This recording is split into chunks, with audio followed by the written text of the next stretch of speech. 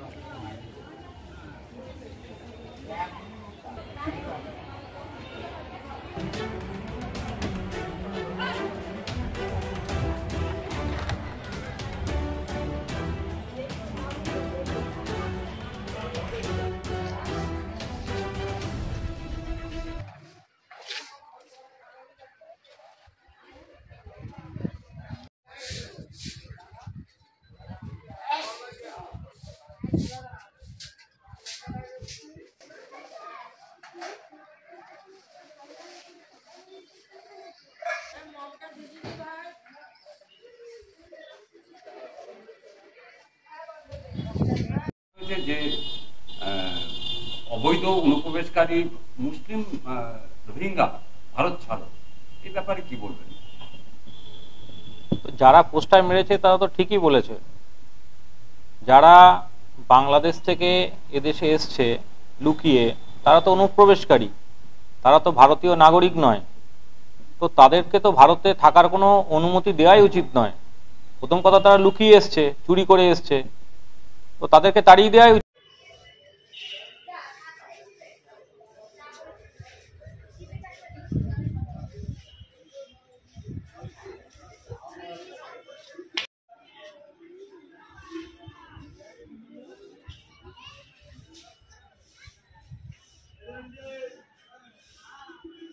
হ্যাঁ, সকালবেলা দেখলাম সনাতনী যোদ্ধা টুদ্ধা বলে এসব করা হয়েছে। আসলে সনাতনী না, আসলে সে শয়তানি মানসিকতা।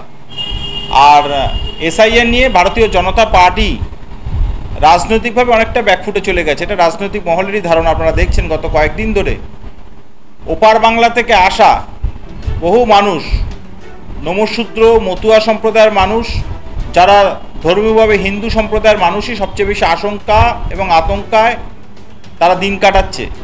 এবং গত কয়েকটা নির্বাচনে বিধানসভা, লোকসভা